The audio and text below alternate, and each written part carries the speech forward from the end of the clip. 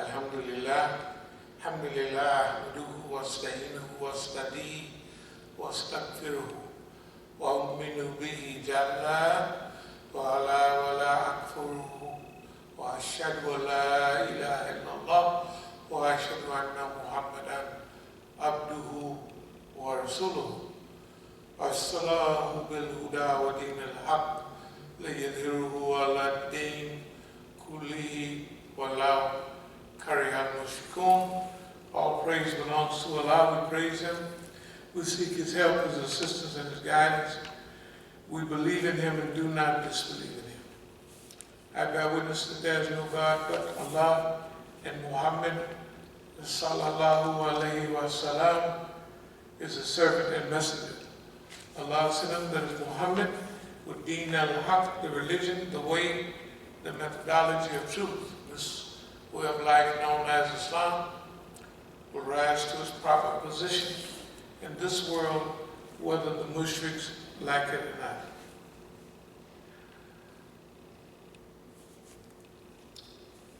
Bismillahirrahmanirrahim. In the name of Allah, most gracious, most merciful. Do you think that you could enter paradise without having suffered like those believers who passed away before? Misfortune and hardship befell them, and so shaken were they that the apostle and the believers with him would exclaim, "When will Allah's help come?" This is a famous Mata Nasrullah. Ala inna Nasrullah Kareem. When they ask, when will the help of Allah comes? The response, verily, Allah's help is always near. Ala inna Nasrullah Kareem.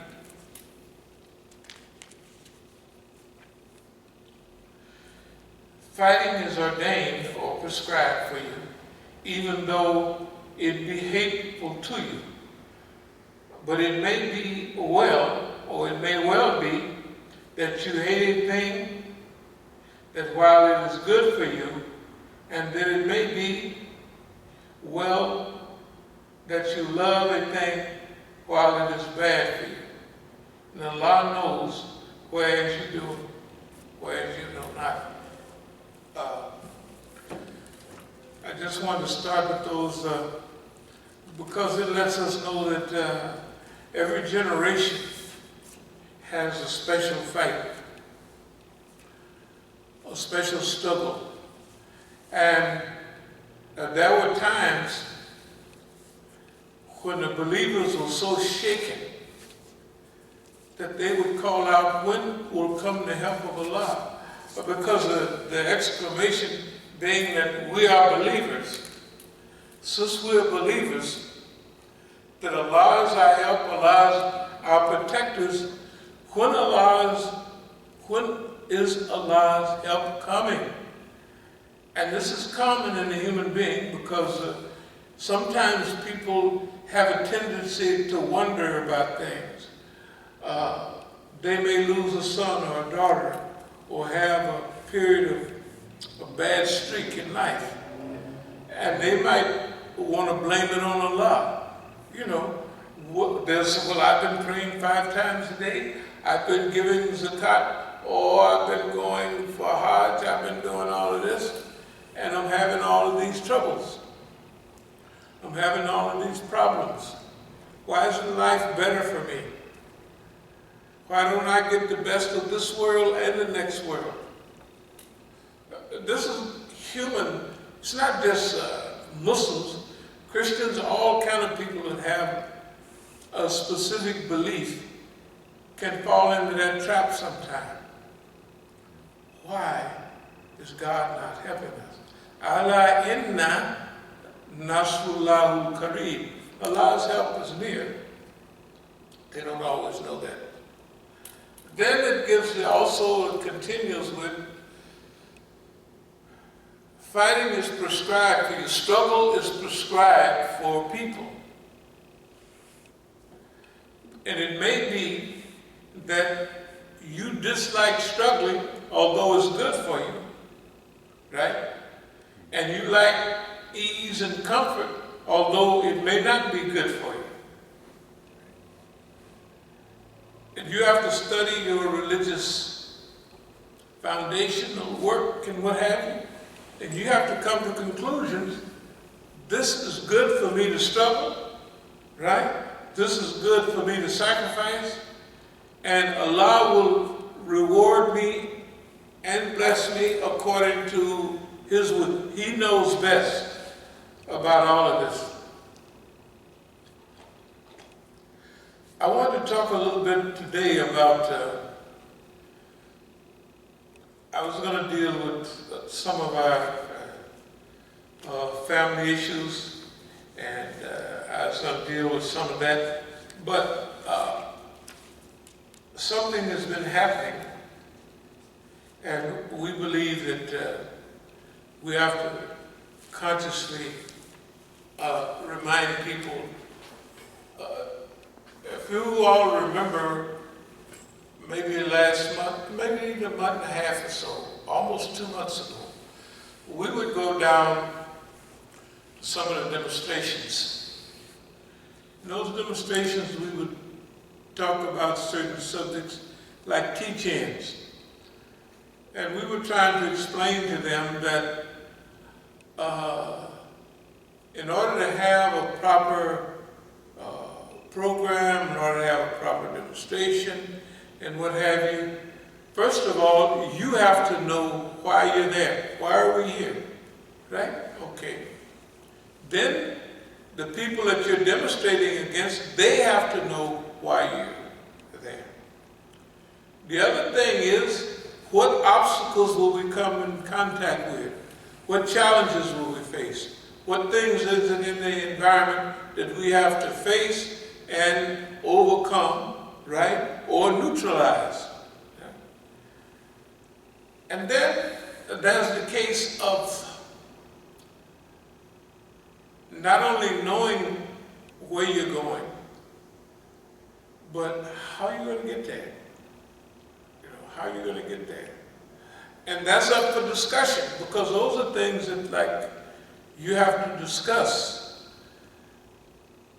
What are we going to face? What challenges, what obstacles, and how we're going to deal with them. But that picture of the ultimate society that we're looking for at that period of time, like they're getting ready to have the Martin Luther King thing down there. Martin Luther King's dream, I had a dream. I don't even think they're going to mention that this. It's either tomorrow or Saturday. One of them is close. Because look at what they're dealing with now. What happened to the dream? What happened to being judged by the content of character instead of race? Right? What happened to the check that was bounced? Insufficient funds?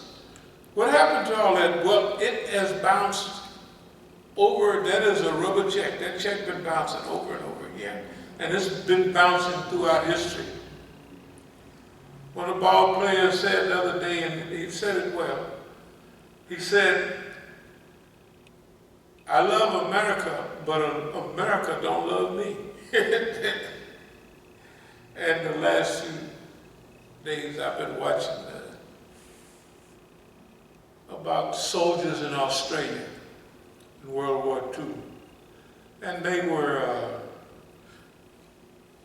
when they got to Australia, they were down there to fight in the Pacific and all that. And it's cities to build roads, to build airports, you know what I mean, landing fields and all of that. Because they wasn't nothing to fight too much. So they was engineers. They're doing a good job. Just like the Red Ball Express. Boy, they was drivers, and they kept the people supplied. They did a good job. And they helped build roads, did the Burma Road and all of that, going to Chongqing in China. Okay. But there's something that's common about all of those. America, when they took black troops to America, they told the Australians to institute a full racial policy of separation. Now, Australia is super racist. I mean, the way they did the indigenous people down there. Yeah.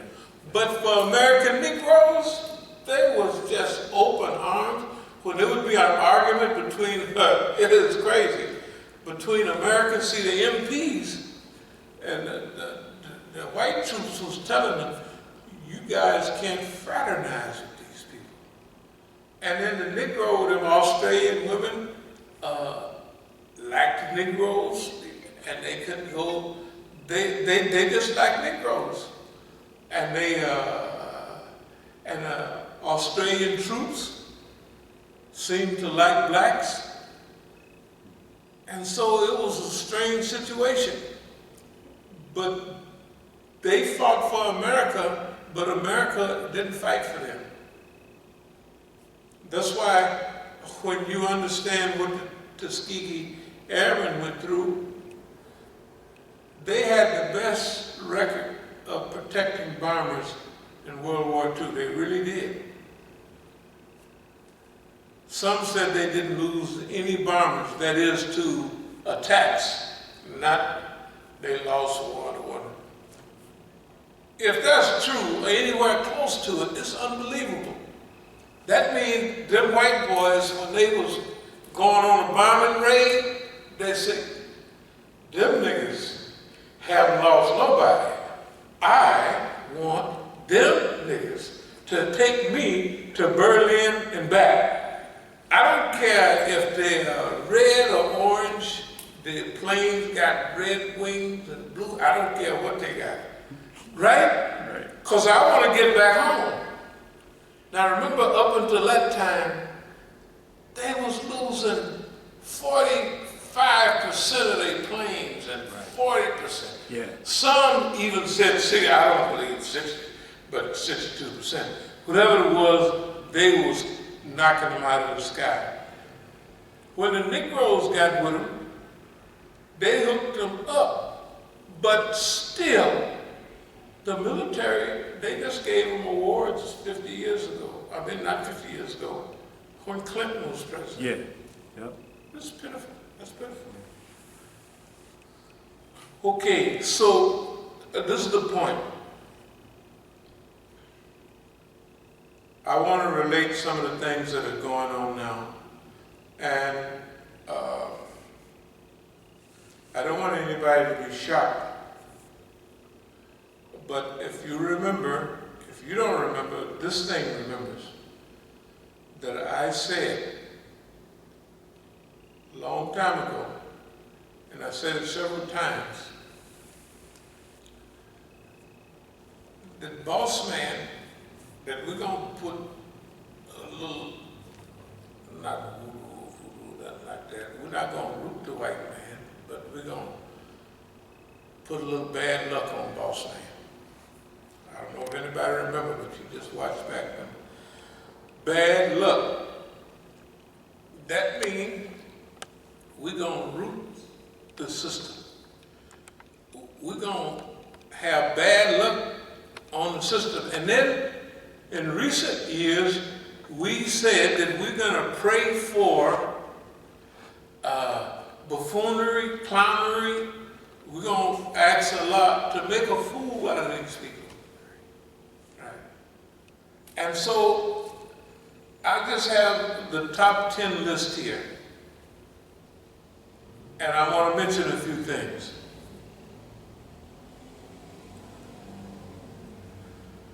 It's clear that God is trying to get our internal historical attention. You know, Allah is trying to get our attention.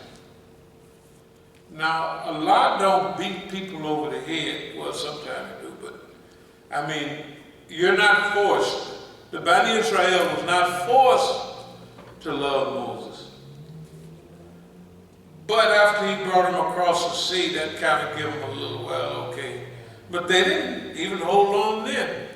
So you and I should never be discouraged or apprehensive when our people do not flood to our assistance and nearness to us because we happen to be right the majority of the time, or we have good intentions, or we're not teaching preacherism where God spoke to me and I walk on the water, and if you send me this here money, I'm going to give you a blessing clause. I'm going to blow my breath on it, I'm going to sprinkle water on it, and I'm going to send you. I even heard one preacher said they're going to send niggas a money hand.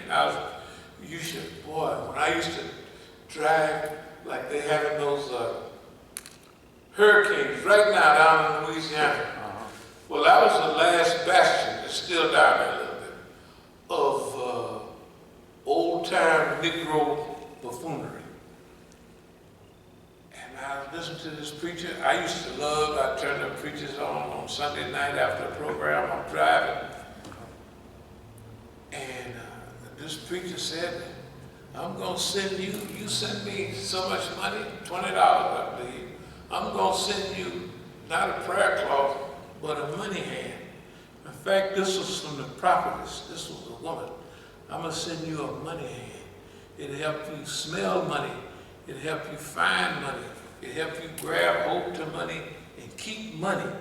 It's a money hand. And all you got to do is send them down. When you have a record of telling people the truth and don't nobody help you, and them niggas lie like that, and they get all that help. Sometimes you be saying, well, I just lied to the niggas to help them because they gonna listen to the lie. I've been telling the truth for 50 years and they don't pay no attention. That nigga down the street, he driving 3 Rolls Royces and right, and we got everybody in step. So it's a challenge for you. It is a challenge. Right. So Allah's trying to get our attention. Most of these we've talked about. I'm from California, Arkansas, California, D.C. This is the early fire season. I used to fight forest fires in California, so I remember the fire seasons. Now, lately, the big fire season would start right around now, but it'd be a little light. And then, see, in California, they have a rainy season. There's 2 seasons in California.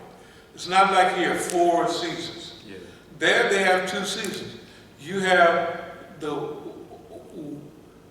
wet season, and then you have the dry season. Like for instance, if I drive from here in December, it's going to be brown all the way till I get over the last hump, just before coming down in the valley in California. Like after going over those mountains and coming down, all of a sudden everything is green in December. Everything is brown over here. Yeah.